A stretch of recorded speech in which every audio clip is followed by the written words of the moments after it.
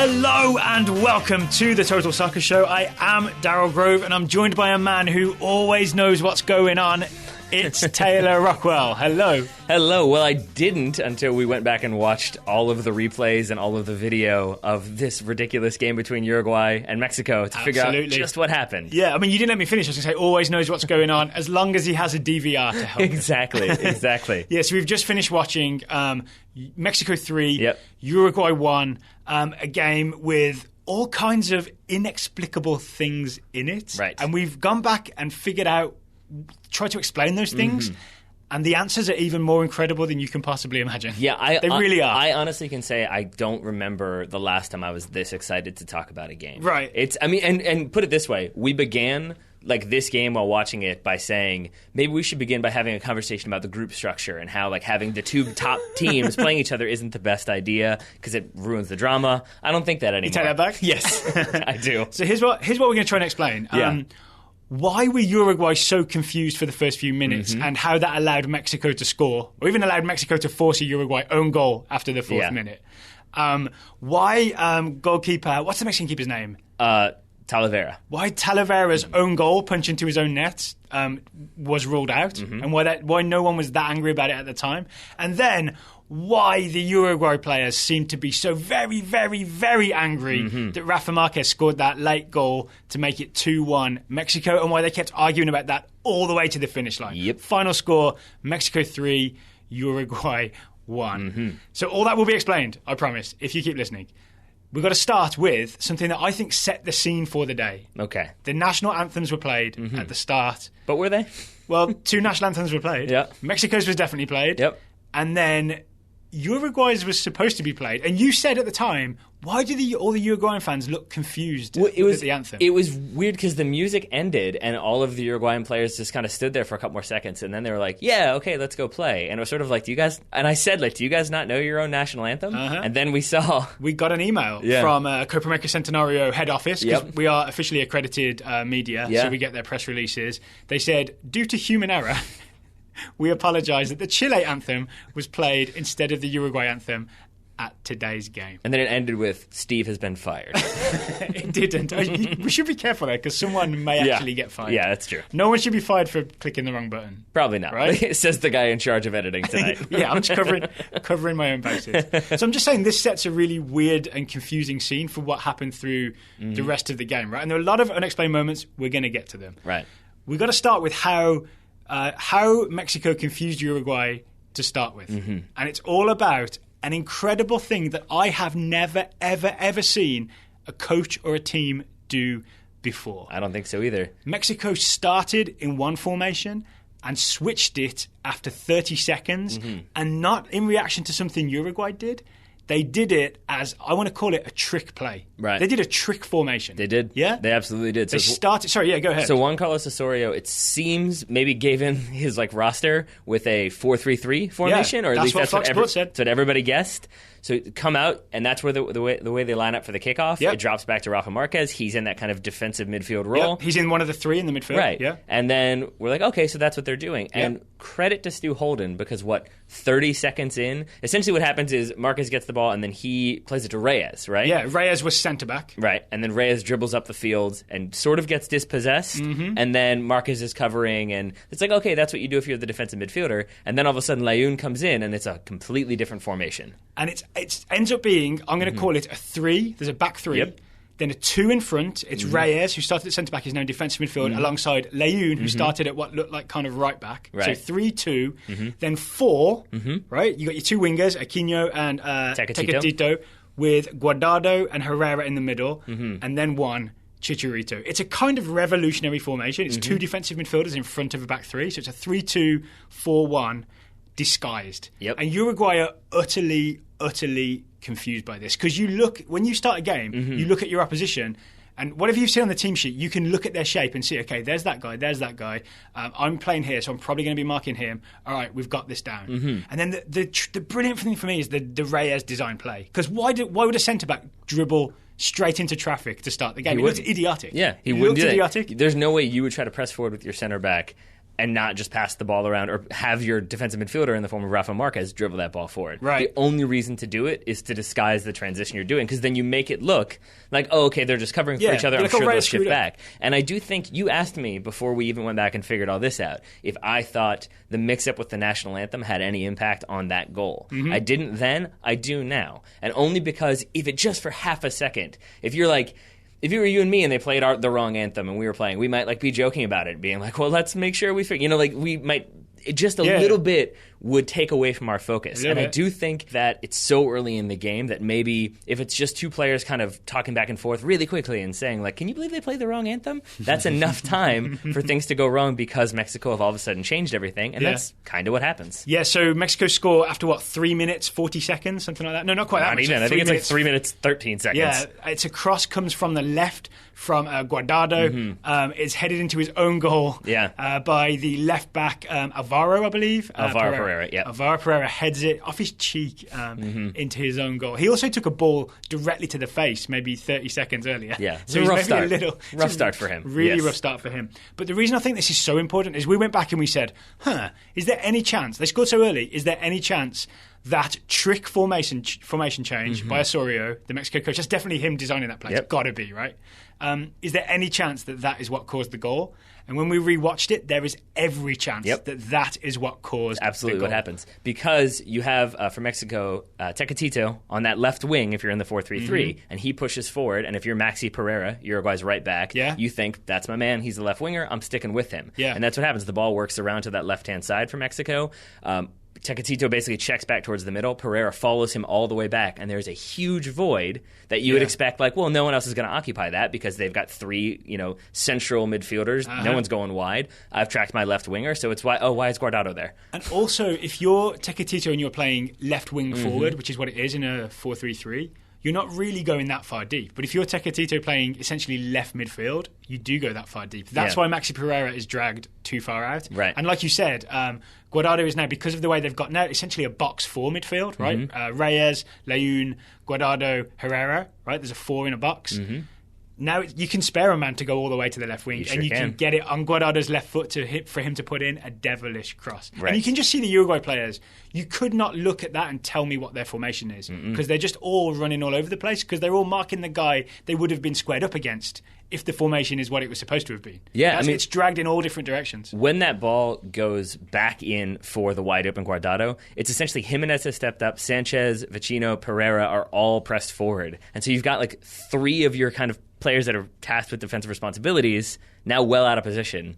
And that's how goals happen, and that's exactly what happens. Incredible stuff from Osorio. Yep. I'm even thinking maybe it's Osorio who switched he went into the computer at the the University of Phoenix Stadium, which is in Glendale. Yeah, confirm. And he didn't switch them. He just renamed the Chile.mp3 to Uruguay.mp3 and vice versa. And then hacked in afterwards to change it back, so it didn't look like it had been tampered with. Obviously. Oh yeah, half time. He's got time at that point. So that is how Mexico scored their first goal, and that's really the end of the drama. We got it right. Oh, Taylor. So much more confusion. There's so much more to happen. There is so much more to happen. Shall we fast forward? Let's fast forward to the second half. Okay. Well, no, in the first half also, Uruguay get a man sent off. Right? It's 2 yellow cards. I can't remember the player sent off. Vecino. Oh, he was going to be the Uruguayan Pirlo. Now he only has one more group game to prove it. So 2 yellow cards, he's sent off. And I said to you at halftime that I had made my specific prediction for this game was that Uruguay would get 4 yellow cards in this game. I think they got 4 or 5. But it was because I thought they'd be compact defensively and kind of doing the professional fouls. Yeah. And this seemed almost just like, I don't know kick him. I don't know what to do. Who am I saying again? Vecino. Sorry, I keep saying Ladera got sent off. I don't know why. Vecino's second yellow is for an absolute whiff on the ball. He's trying to clear the ball, misses it by a good 5 inches, I want to say, and just clatters straight into a player. Right. I think it's all part of them being rattled. I absolutely agree. So they maybe get things under control to start the second half, because it does seem like it's much more open. I think Alexi Lalas made the joke that with the man advantage, Mexico didn't know what to do, and that's why they had to get their own man sent off so you can make it equal again. What Uruguay did do is, with 10 men, they decided we're going to give up the wings because we don't even know what's going on out there anyway. These guys are confusing us. They went essentially 4-3-2. And because obviously Suarez is injured, he's not in here. Cavani is their guy, their target man. Right. And I think what they did mostly for the first 15 minutes of the second half is just aim direct balls at Edson Cavani, and he would either win them and knock them down, or Uruguay would win the second ball after Mexico wins the header. Right. And they had a lot of possession up there like that. And it kind of worked because Cavani almost managed to force an own goal from the Mexican keeper. Right. So it's basically Andres Guardado concedes a foul. It's a free kick. That might be worth mentioning now to bring up later. It's a free kick, and basically the ball comes in, and it's Pereira. Now it's Alvaro Pereira this time. Heads the ball back into the mix. But that's after Talavera has come charging out for no real reason. I mean, he's trying to punch it clear, right? He dives. He goes like Superman, full stretch. He really is doing the Superman, except he misses. And why I say no real reason is because he charges at least 12 yards out of his goal to try to get to that. That's way too far given how many players are in that box. Yeah. Well, except maybe. It kind of works out because Alvaro Pereira heads it back in. Then Talavera runs back to try to punch it clear again. Does get his hands to it this time, except he hits it into his own net. Yeah, so he beats Cavani to the ball, gets a punch into his own net. Right. Not a goal. Right. And we couldn't figure out why, and I believe a Mexican assistant had just been sent off prior to that. Yeah, and the Fox Sports director was more interested in that, right? Than why a goal had suddenly been called back. So we couldn't figure it out. We took to Twitter. We got some answers. And it's essentially that when Talavera comes charging off of his line, that's one fewer player that you have in defense. Yes. So when Pereira heads the ball back in, even though it looks like Cavani is onside because he has a defender behind him, line, that's the only defender he has behind him. Because it has to be two players. Exactly. Yeah, it's an accidental Talavera offside trap. Right. It's a maverick Talavera offside trap. It is. It is indeed. One day there'll be a movie made about this. Do you know what it'd be called? What's that? Talavera Nights.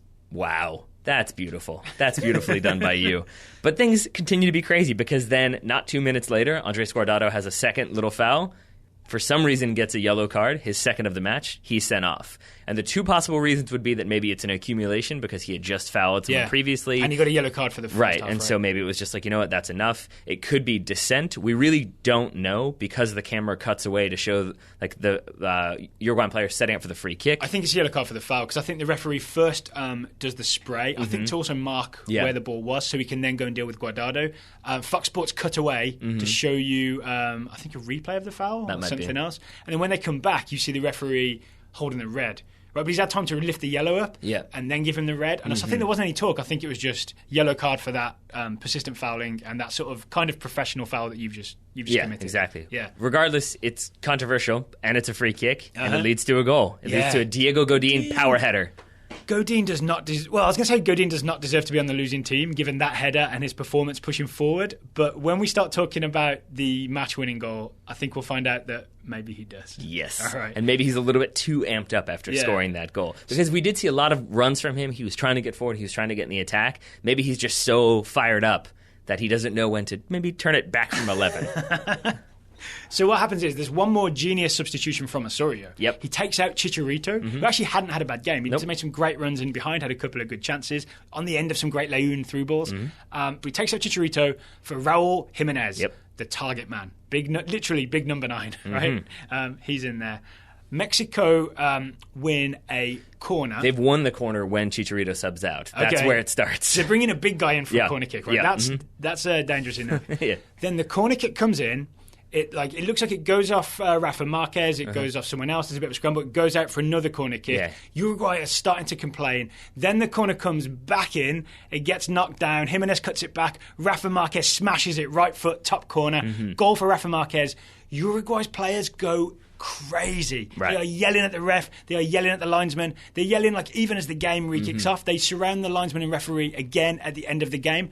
Nobody seemed to know why. And this is where our DVR came in handy. Indeed, because the way they're all gesturing and screaming at the linesman, the obvious thing is, they think someone's offside. Yeah. They're screaming that somebody wasn't caught offside. We rewatched that corner kick and the Marquez goal. Yeah. It must be 5 times looking for someone who could possibly be offside or committing a foul.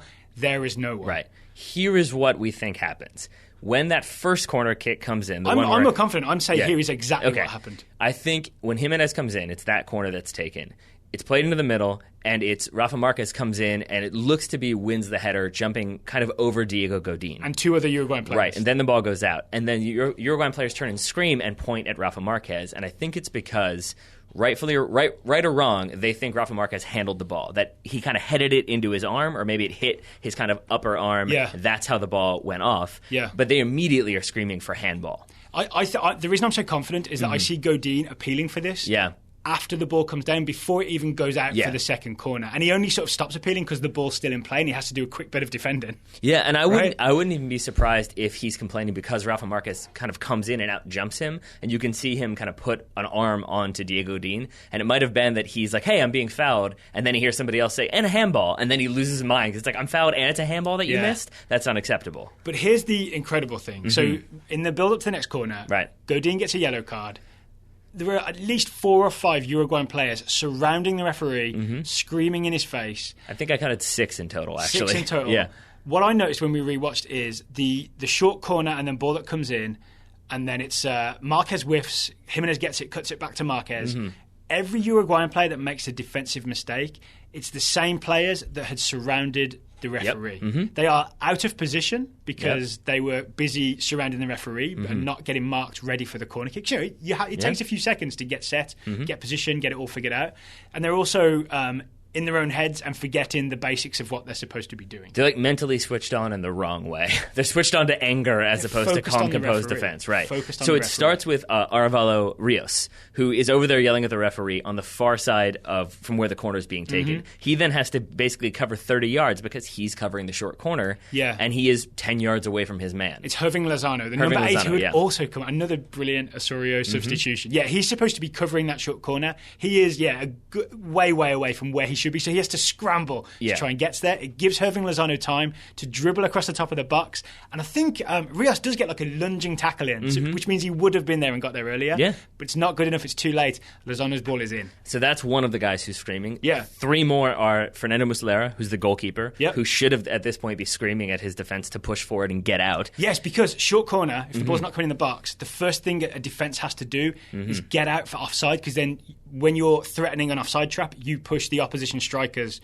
away from the goal. Right? And almost everyone else in Uruguay does that. They get about 8 yards from goal. The 2 other people who don't are Diego Godin and Jimenez, who were the other 2 screaming at the referee. They're the 2 key guys that need to get out. So 4 of the 6, and then the other one is Edinson Cavani, but, he's an attacker. So I guess 5 are the 5 that I remember. But those 2, Jimenez and Godin, stay on the 6-yard box. So they don't push out, and they kind of screen Muslera a little bit, and then they have to scramble because they've kept 2 Mexican players on, one of whom is Jimenez, who then is able to settle the whiff from Marquez square, and it's a finish from Marquez. That goal does not happen. One, I would say if Rios is just more awake and stops that short corner to Lozano, at least stands him up so he can't get an easy dribble at goal, right?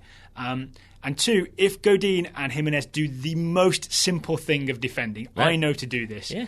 When the ball doesn't come in for a corner, you step out. That's it. They know that. They've probably done it 99.9999 recurring % of the time, every other time they've played soccer. Thank you for adding recurring. That was very important. It's a dot over the last. But in this situation, they don't. And in this situation, it's Rafa Marquez who scores, the same Rafa Marquez who they were all saying handled the ball, so which is why they lose their mind. Double angry because it's the guy who they feel has cheated by handballing. I'm not sure it's that obvious a handball. It's really hard to see. And the reason they're yelling at the linesman and not the referee, I think, is because he's the guy that, in their minds, should have seen it. Yeah, the referee is in a position where he's kind of behind, he's withdrawn and behind where that kind of conflict occurs. So he doesn't have a very good angle on it. But the sideline official staring across should have seen it if there were a handball. Again, I can't really say if there was, even on the replays.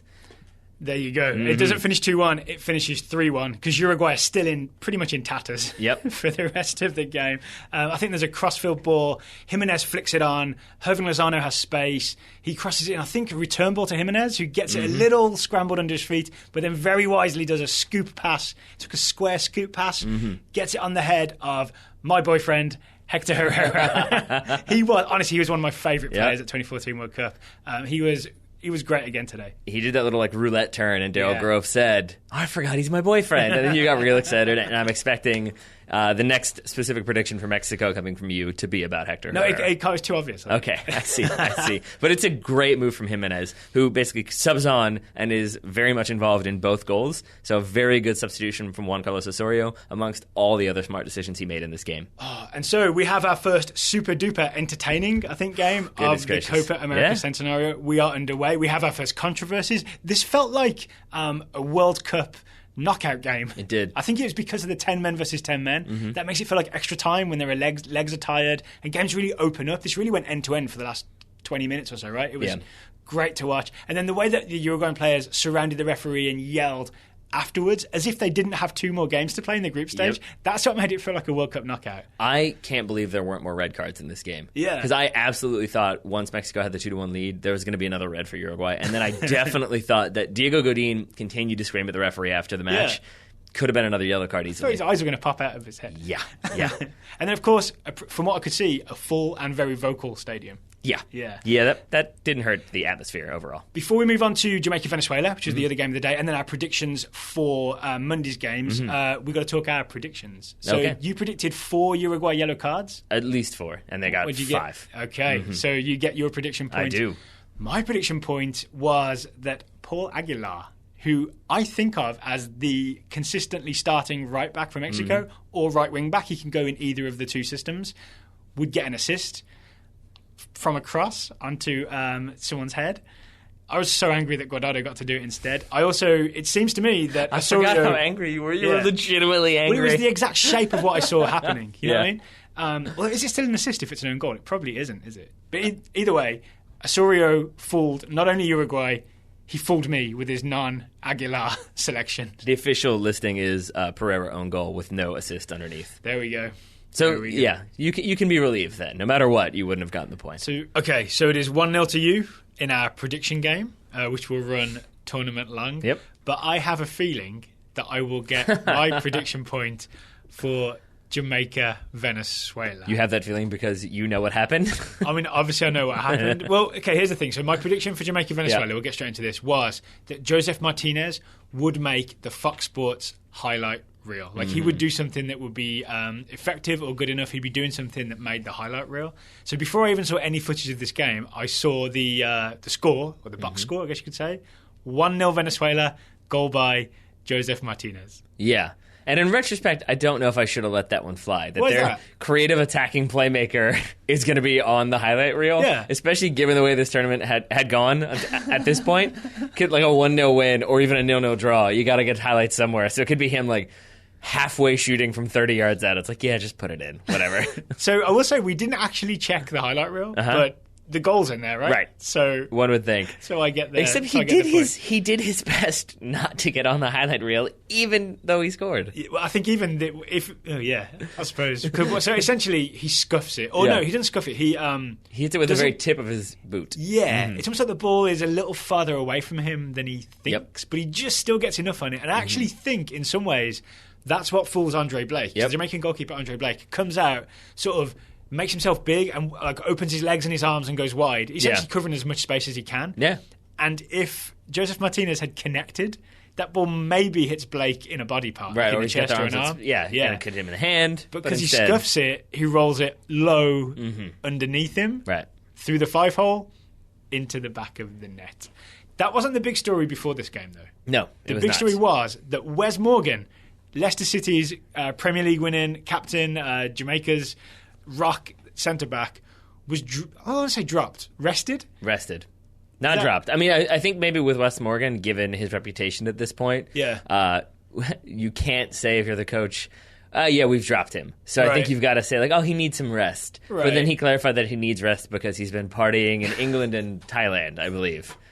Which is, I feel weird about this. Yeah. Does it feel like Wes Morgan maybe should have taken this tournament more seriously? Should he have celebrated one night and then got in the Jamaica camp as soon as possible? I think in any other situation, yes. But because Leicester City just won the Premier League, I think that trumps Jamaica playing in the Copa America. So it's okay for him to do that? It's not okay, but I mean, it is what it is. I'm not Schaefer. I'm not in charge of Jamaica, so I'm not going to be the one making these decisions. Well, here's my second question then. Yeah. Is it a good decision by Schaefer? Clearly not, because he subs him on at halftime.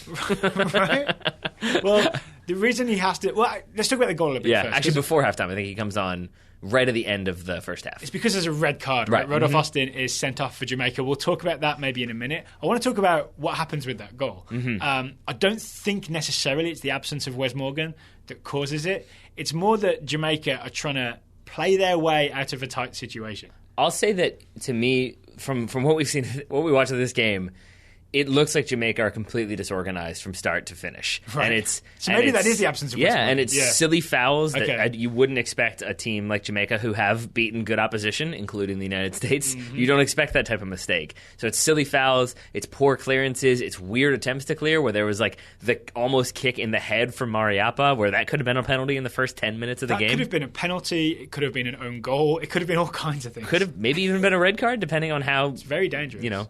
Punitive the referee wanted to be. If you listen to the Dummy podcast, Bobby Warshaw was sent off playing for Harrisburg City Islanders for a bicycle kick in the attacking box. Right. Because he kicked a guy in the face accidentally. So it can be done. It's a red card. And so I do think if you have Captain Morgan in there, he maybe stamps down on that really quickly, or he just boots that ball long, and instead Jamaica try to play quickly out of the back, and they do like a quick one-touch passing move and pass it directly to Venezuela. It's like the worst impression of Barcelona I've ever seen. It's Hector, the number 3 in the end. I think actually is more like a centre-back. I think Jamaican fans may correct me on that. And his heavy pass goes to a Venezuelan player. I can't remember who, but then Venezuela essentially like, no, this is how you do short passing. Yeah. Ding, ding, ding, goal. And then Josef Martinez scuffs it. I think it's 3 players and 2 touches is the passing combination that leads to the goal. There you go. Yeah, so 1-0 Venezuela. And then not long after, we get that Rodolph Austin red card. He protested calmly, much calmer than Uruguayan players when they're protesting. Yes. But he definitely seemed to think that it wasn't a red card. And I think he seemed to be claiming, well, I lunged and I got to the ball first, like well in advance of... I can't remember who the player is. Oh, it's Rincon, number 8, right? The captain, he gets there first and the ball is cleared, but then his foot follows through... Like the studs follow through into Rincon's shin. And to his credit, to Austin's credit, if you watch the replay, he's not looking at Rincon, he's looking at where the ball goes when he makes that clearance. Oh, he's going for the ball. I've no doubt about that. Right. He gets it. So, but even if he's first going for the ball, we've seen this before, where the player goes to the ball, gets that clearance, and then is like, and while I'm here, studs. Yeah. And it wasn't one of those situations. I think it's just an unlucky follow-through for him. That said, studs in the air, rake into like the shin calf area and go all the way down the leg. They turn the ankle of Rincon as well. Yep. That always looks bad, and the referee is right there. I think it's always going to be a red card for that reason. I think it's a red card purely because, again, we've done this on the show many, many times before, but the classification between like yellow and red is reckless and dangerous. Right? That was dangerous because even though he got to the ball, etc., that could have snapped Rincon's shin.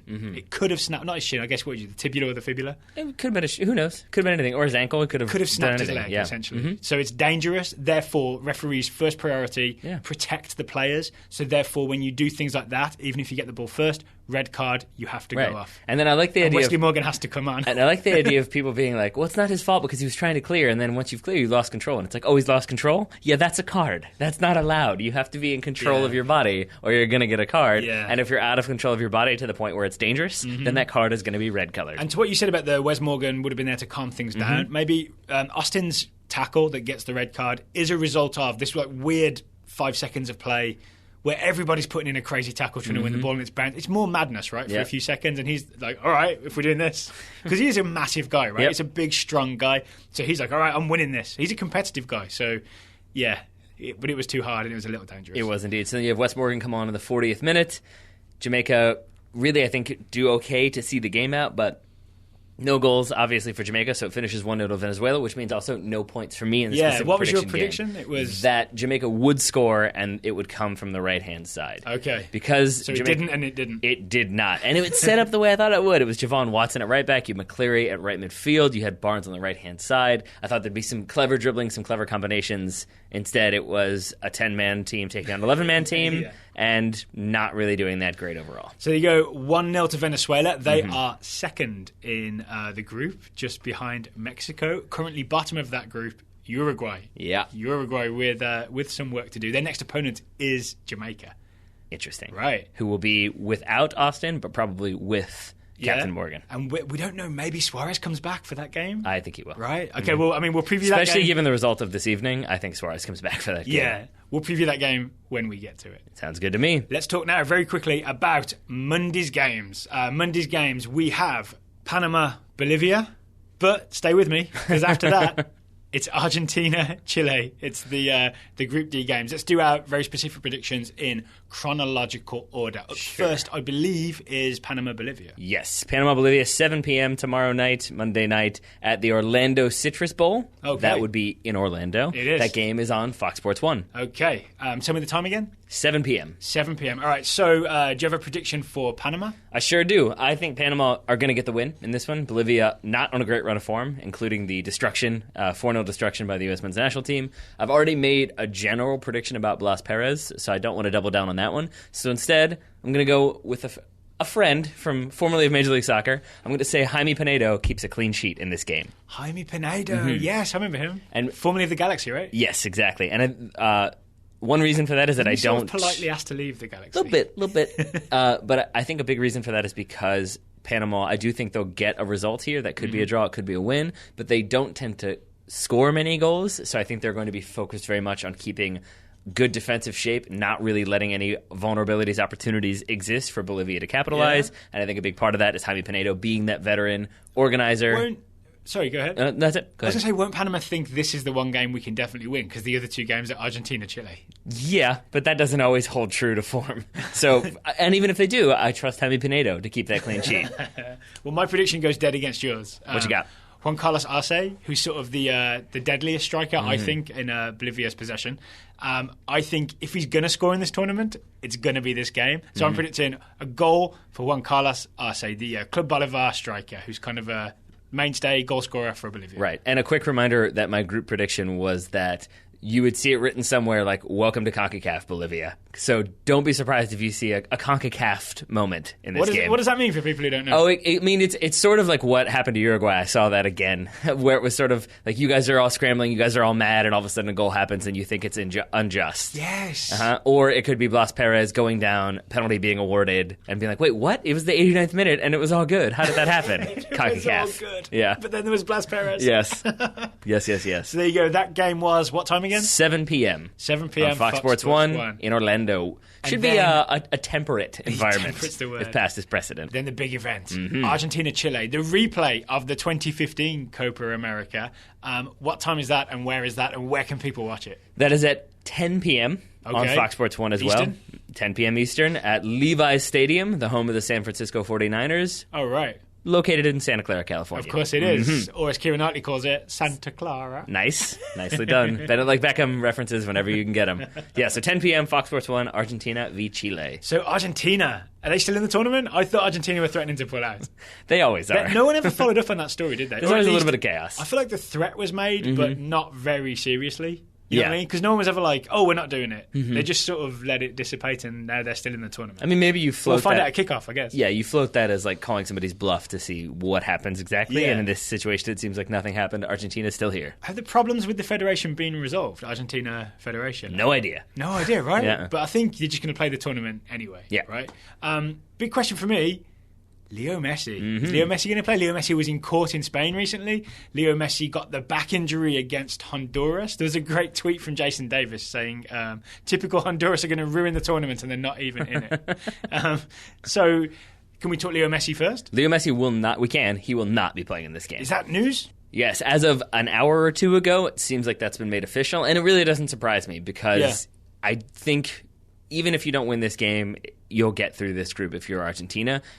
But if you're playing against Chile, who can be a little bit stout, a little bit resolute, a little bit physical, a little bit cyberpunk. If you've got a player who's at 70-75% fitness, even if he's Leo Messi, you don't risk further exacerbating that injury. So you sit him, you rest him for this game, and then you bring him in for the final two group stage games. All right. So with that in mind, specific prediction time. I'm going to go with whoever starts in Leo Messi's place will score against Chile. So I know from memory, Argentina play a sort of 4-3-3. High pressure, quick passing. Messi his role for Barcelona has been sort of recreated by Martino, right. And he plays right wing, like right forward, with a centre forward who's usually Higuain and or then Aguero. A left winger forward that is Angel Di Maria. Okay, so you're saying whoever replaces Messi in that right wing forward spot is going to score. Yes. What are our options? Actually, I like this because we're not committing to who it's going to be. Yeah. But it's going to be someone good because it's Argentina. Right. So Messi did sub off against Honduras. Ever Banega came on. Yes, Ever Banega came on in his place. I think that's not happening though. No. I think more likely you might see Javier Pastore. You could see Ezequiel Lavezzi, or most likely you see Sergio Aguero start in place of Leo Messi. Yeah, I agree. So just a programming note, I guess we call this. I'm not disrespecting Ever Banega. I think Ever Banega is going to play as one of the three. That's what I think too. That would be my guess, especially because you have the injury to Lucas Biglia. He won't be there, or Biglia, I would imagine it is. So that entire right-hand side is going to be changed up. Biglia. Did you know that? What? No, he's not. He's not. I was going to say, you almost had me. It's like, that seems like not true. I should have kept that going. There are people out there thrilled with that joke, and other people being like, who is Mike Birbiglia? If you don't know who Mike Birbiglia is, maybe go watch some of his stand-up. Yeah. Really good. Or listen to most This American Life episodes. Yeah. He seems to find his way in there regularly. That's how I first heard him. Sorry, of course. I have sidetracked us. Slightly. But with that, I think, so the story is no Leo Messi. Then it's like, well, Gonzalo Higuain is in good form. Angel Di Maria is Angel Di Maria. And maybe it's just easy to overlook that anybody who comes into that spot is also very, very good. I also think Chile do have some vulnerabilities, and maybe Argentina capitalized on that. Maybe Martino focuses on that right-hand side because he can then be a little bit more flexible because he doesn't have Leo Messi, and maybe there's a goal. I think this is kind of an out for Martino.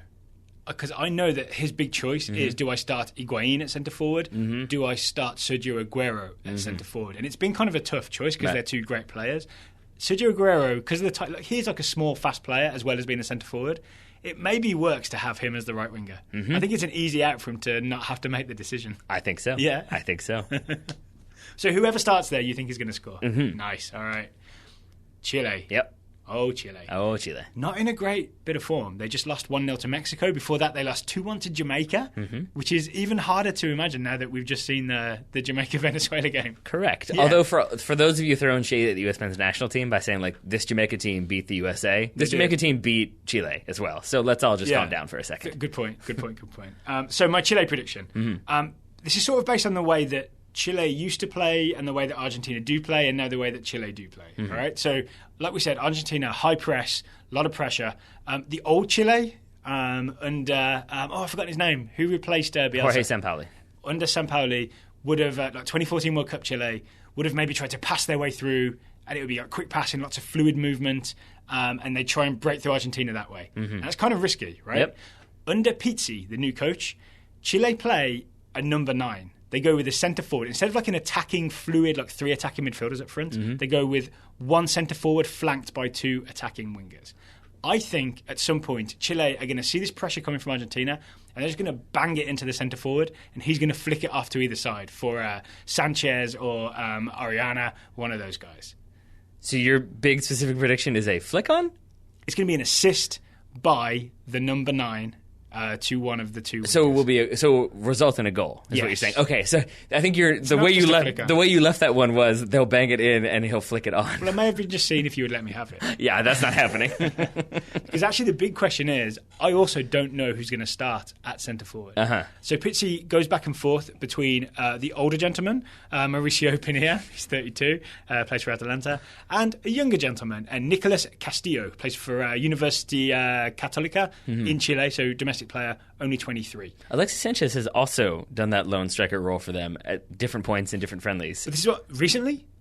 Within the last year, I'd say. I think Pizzi always goes in number 9. Whereas the old Chile would have gone with someone like Alexis Sanchez as a centre forward, and then he would be fluid with the front 3. This is the difference. Yeah, that's what I was going to ask. Is that a sign of like, oh no, that wasn't really working. We tried that. We're changing it up to this, and that's what I think it is. I think that's exactly what it is. That's good because I don't think of Alexis Sanchez as being the one to flick it on. No, I think of him as the one to run it on. Yeah, exactly. So it's either. I mean, I can't commit to it because the game before I think Castillo started, and the game before that Pinilla started. I really think Pizzi's going back and forth, but one of them will start, and whoever it is, I'm banking on an assist for them. Maybe a flick on to Alexis Sanchez or whoever the other winger is. Maybe Ariano. Is that specific enough? Yeah, and I feel like it's one of my Vegas specific predictions. And we're going with. It sounds like goals in this game, and maybe 1 or 2 goals in the first game. Yes. So, absolutely. Goals overall. I'll take it. I think it's a reasonably exciting day tomorrow. Absolutely. At least it's an exciting night Let's put it that way. So there you go. That's your Panama, Bolivia, and Argentina. Just wait till Panama, Bolivia finishes like 5-4. It could do. Argentina, Chile. Then I don't get my point, so I hope that doesn't happen. So there you go. That's our show. Mm-hmm. If you were looking for our USA Costa Rica preview, we did, how long was it? 45 minutes? Many minutes. We did a big USA Costa Rica preview where we sort of broke down how Costa Rica defend, and we tried to pick out ways that the USA could attack and could maybe create something against Costa Rica. So you'll see that also in our iTunes feed. It'll be clearly labelled USA v Costa Rica. Taylor Rockwell, it just remains to say thank you for taking the time to talk Copa America with me today. Dale Grove, thank you for taking the time to talk Copa America with me today. Listeners, thank you for listening. Thank you for all the recent iTunes reviews. We very much appreciate it. And we will be back tomorrow with yet more Copa America Centenario.